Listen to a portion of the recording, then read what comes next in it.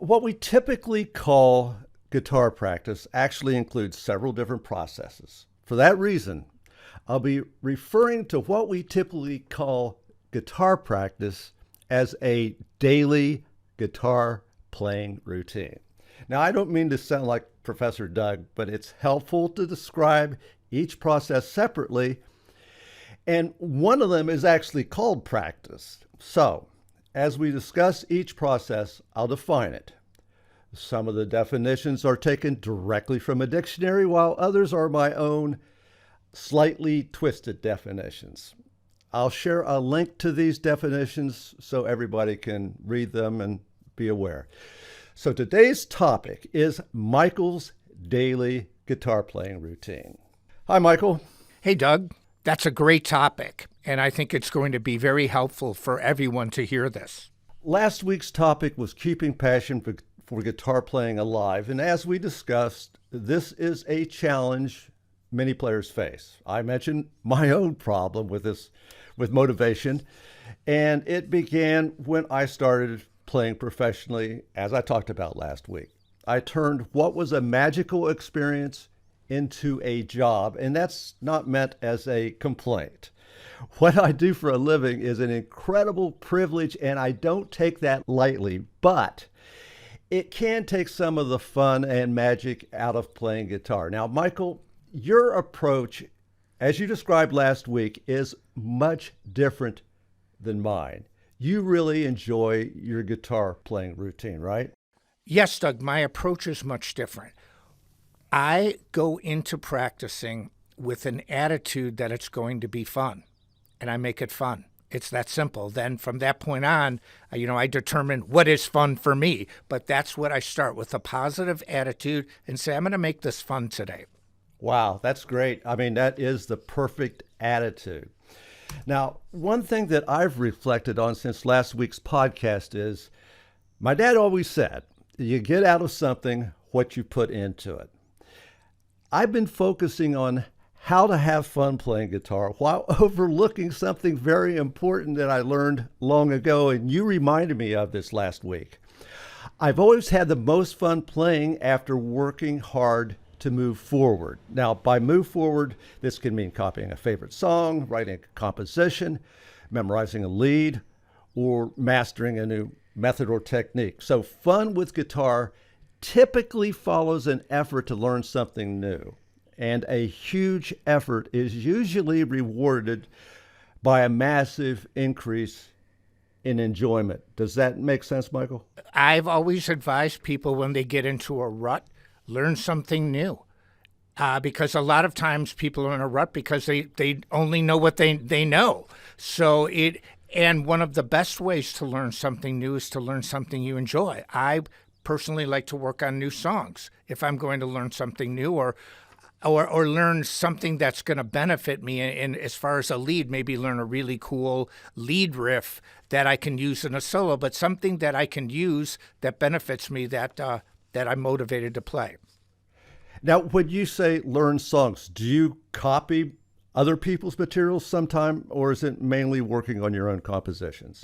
I copy other people's music, and I write my own music as well. But I like playing other people's songs, and I especially on stage, because I don't think a great songwriter I don't think there has been a great songwriter that's never performed on a stage to know what songs move people. Because if you don't know what moves an audience by playing a certain song, then how do you know what to write? There's no experience there. I mean, just by a groove, it could be a riff, it could be anything. The people will tell you if they're into it, and then the best songwriters find ways to tap into that. I assume your routine varies depending on the goal. You perform live streams, recording sessions, shows, and a lot of other things. And each of these requires a different type of routine. For this discussion, just to keep it concise, let's talk about how you use your daily routine to prepare for a live performance with a band, beginning with what your warm-up routine is. What do you do, and for how long? My initial warm-up routine never changes. It's the fingers 1 2 1 3 1 4 2 3 2 4 3 4, then 4 notes per string, then a blues scale riff, then a Dorian blues. That's my initial warm-up. But for in concert, you are correct. I have different ways to practice for different musical scenarios. And a concert, not only will I go through the warm-ups, then I will play specific riffs from the songs. I got this from Mark Tremonti from Creed and Alter Bridge. He was the one who turned me on to this a long time ago. That what I'll do is I'll take, like, for example, in No Boundaries, there's a D major 7th arpeggio going to F. That's, for me, one of the most difficult passages. And not that it's super hard to play, but I'll go over that part. I'll go over parts of different songs that I need to play, so it gets me keyed into what I'm going to do. And then here's a really important thing. I don't over practice for a show. I have a joke. I don't want to play my best stuff before I hit the stage, because I've done that. I've practiced so hard. I've done it in China. I've done it in other shows over the years where I'm so good backstage. I'm like, wow, I'm magnificent. And I get up on stage and I've already played what I was going to play that evening. You know, it wasn't very inspiring. It's weird. So I have a cutoff time that I don't over rehearse. Just get my fingers warmed up, play the riffs, key riffs from different songs on the set. I usually take every song, find a couple of riffs that I want to work on. That's about it. Maybe a warm-up a little bit after that, 5-10 minutes, but no more than half hour, 45 minutes, hour at the most before a show. Anything more than that for me is diminishing returns. Let's discuss learning as part of your daily routine. The definition for learning is the acquisition of knowledge or skills through experience, study, or being taught. Education for the daily guitar routine ranges from studying music theory, reading equipment manuals, and much more. I try to make learning part of my routine as often as possible, but that might be because my goals are different than yours. In preparation for a show, can any part of it be described as learning, education, research? If so, I would be surprised. I think when I perform live, there's a saying that one of my friends told me a long time ago: if you didn't bring it with you, you ain't gonna find it here. And so I think that when it comes to the live shows, you've got a set.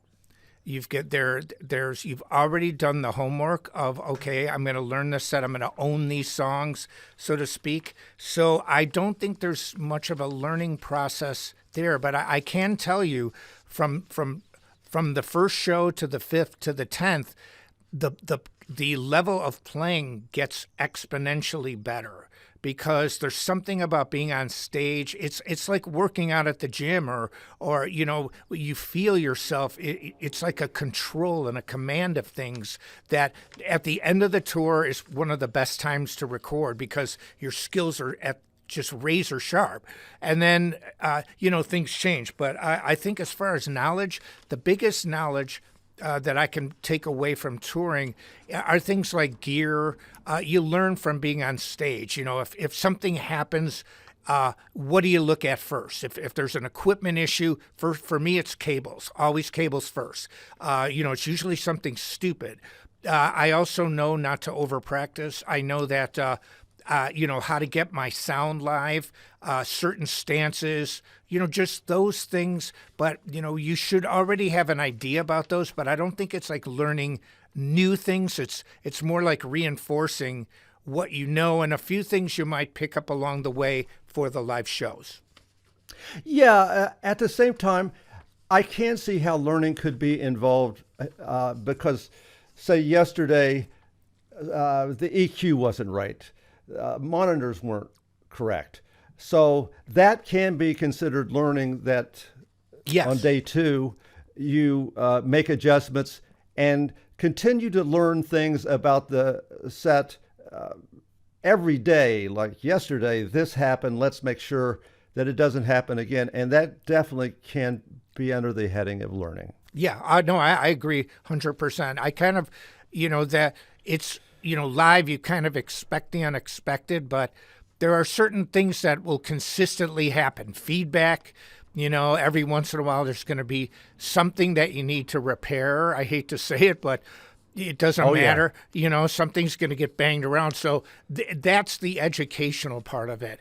That you need. It's almost problem solving. You become better at solving little. Discerning. Is it a big problem? Is it a small problem? Let's do it. I remember many years ago, and by many years ago, I'm talking about in the 70s, and I'm playing in a cover band, and at the end of the set, everything gets loud. The PA gets cranked up, and we end the loudest we've played all night long.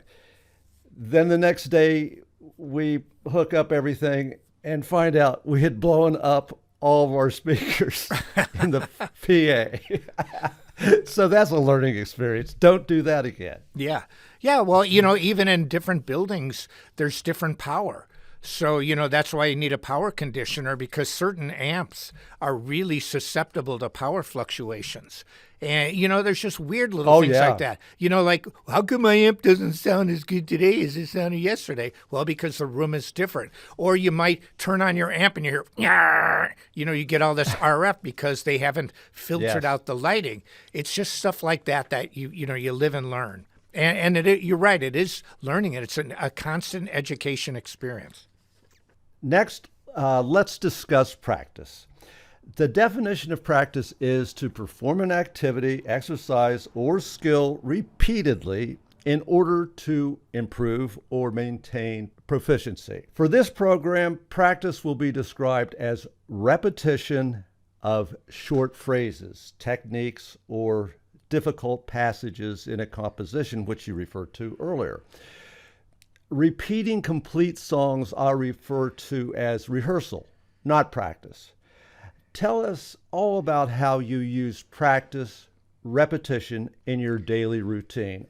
I only do that if I have a reason to do it. For example, if I'm going to play a song live, like No Boundaries, I practice those sections till I get it. Then I don't really practice. Then I don't do that. When I practice musical passages, it's primarily that I'm going to record it or I'm going to play it live. It's not part of my, quote, normal, unquote, routine. Okay, this next section doesn't really have a lot to do with preparing for a show, but I would like for you to talk about this, say, outside of preparing for a show, and that's composing music. And composing music is defined as the act of conceiving a piece of music, the art of creating music, or the finished product, as in describing the piece as a composition. So explain your composing process. Just do it concisely, because this could be a whole podcast of its own for sure. I have not really deviated or changed my way of writing for a long, long time. Classical composers use sheet music to write down their ideas. I use some kind of drum software or somewhere where I can record it measure by measure. And a perfect example is the song Rainforest. I came up with the main riff in 11/4. I wrote it down. I programmed a very basic drum pattern, and then I came up with this and it split it into 16th notes. But I wrote that after I had the verse and chorus. So I went back in and edited it in as so I had a template of the song. I do that with every song, even from the old freight train days. That I used to have an old Roland drum machine, a 707. I can't remember the number, but that's how I programmed. I had all the riffs of Freight Train before. I didn't even call it Freight Train. Jim sang it in about 2 minutes. He just basically sang Freight Train the first time we played it together. And but I always have to have a documentation of what it's like writing a word. It's like writing a story. You have to have a Word doc so you can come back and tweak it. I do the same thing with music, and I refine it to the point. I have a rule. If I hear something I don't like, I eliminate everything that I don't like until I like it all. But it's always the same process. That's the process. That's excellent. Now, when you say I wrote that, Do you literally mean that you write it on paper, or do you record it a piece at a time so you can review it later and keep adding to it a measure at a time through recordings, or do you write notation or tablature? I'm comfortable with writing notation. I'm really good at it, but I record it because we have the technology to do that. So the DAW system has taken the place of sheet music or tab for me to compose.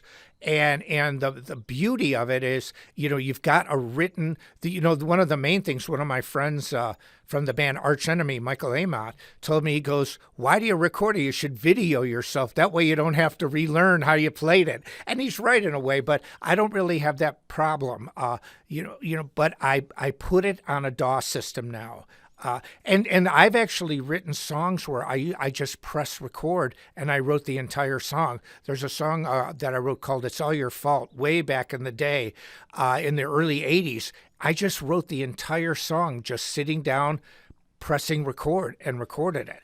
But I really feel that in order to get the best music, I don't rely on my memory. I rely on that DAW system I record it, and I have a tempo, then I'll record maybe, and then I'll add sections as I see fit and create the final song.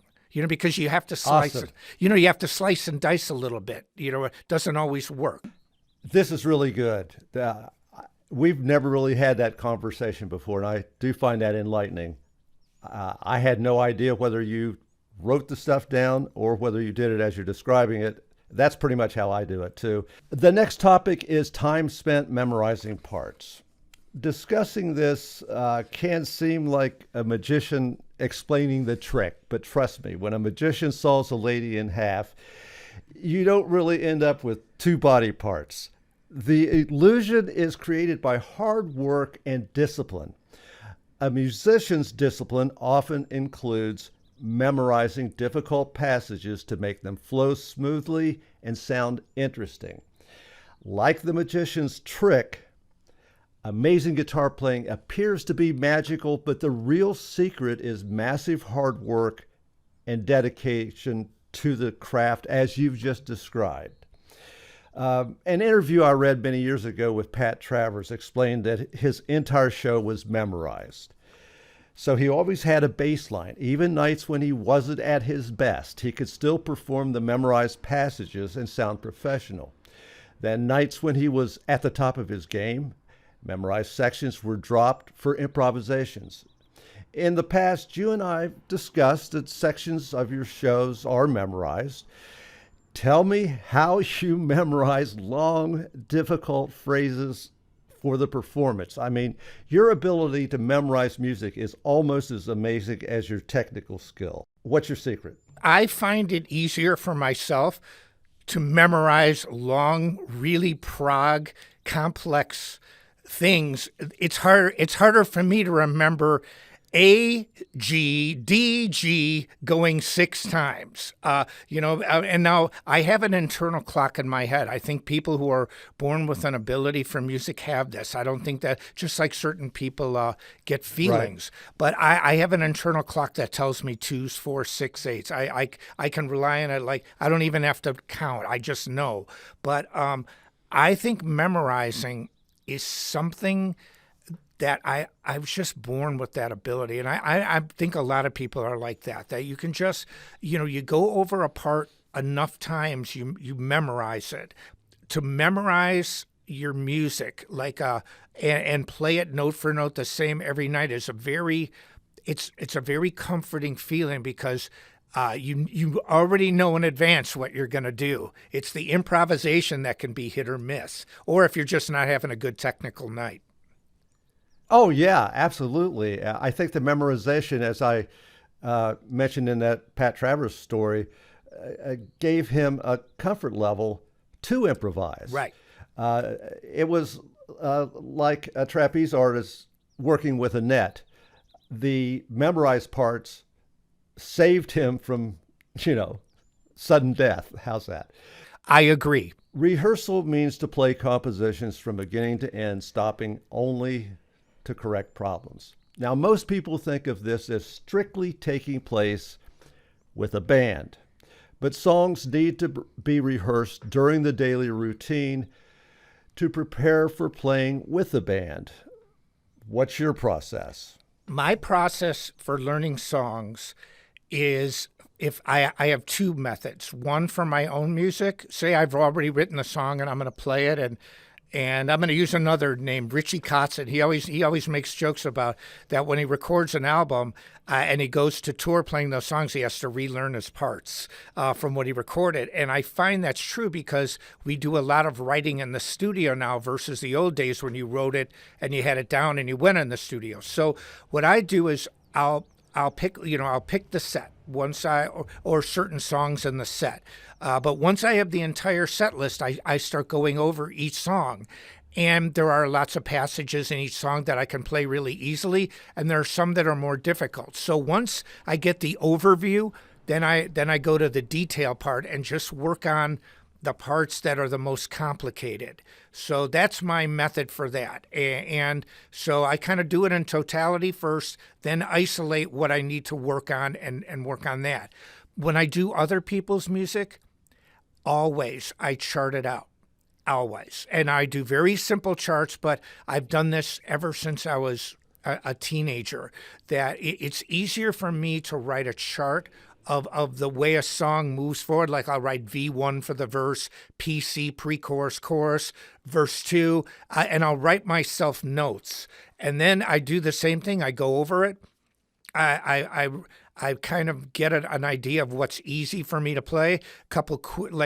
Like for example, Ronnie James Dio, it's really difficult to play his songs, not because they're hard to play, but because he does little twists and turns from the same thing. Dun, dun, dun, dun, dun, dun, dun, dun, dun, dun, dun. Then he might go dun, dun, dun, dun, dun, dun, dun, dun, or he might just go dun, dun, dun, dun, dun, dun, dun, dun, dun. So you have to remember, that blows my mind because it's so simple, but you can totally screw up the part if you play the wrong part. And so that's what, and so I write all this stuff out and I make notes to myself. Okay, remember, it goes to this one, not this one. But Dio was a master at that because I played with Vinny Appice, and I was shocked at how intricate it was and so simplistic at the same time. It's a real gift. The last part of preparing for a show, I'll call this dress rehearsal. Now, a dress rehearsal entails playing all compositions to closely resemble the final production. And by that, I mean playing them from beginning to end without stopping to work on sections. Do you do that as part of your preparation? Yes. We when I play with a band, which I do almost exclusively now, I don't really play solo very much. We rehearse the songs. And again, you rehearse the song, get an overview. Then you go over the details of the song, get those down. Then you put the songs in a set list because you have to play the whole thing to see how the set flows. Because it's almost like creating a paragraph. You want to start with a great opening sentence and, there's a middle. So we work on that to see how the set flows. But yes, I do that all the time. That's mandatory. All right, we are nearing the close here. This has been great. Is there anything about your routine that I've missed? I think you've covered it. It's been very comprehensive. If I can just interject that, if there's a common theme with everything that I've talked about, and that's you start from the beginning. You start from a song, you play the song, then you isolate the hard parts. When I warm up, I don't play really fast, medium speed at best, but I start from what I always call if you think of the alphabet, I always start at the letter A. I don't jump the gun. I start at the very beginning, and then I move forward from there. Well, thanks for this, Michael. This has been great, very enlightening. Thanks, Doug. Great questions and observations. Okay, everybody, it's your turn. How does your practice routine differ from Michael's? Please share your thoughts in the comments below. And if you have enjoyed this podcast, please subscribe to our channel and click on the bell for notifications. See you next time.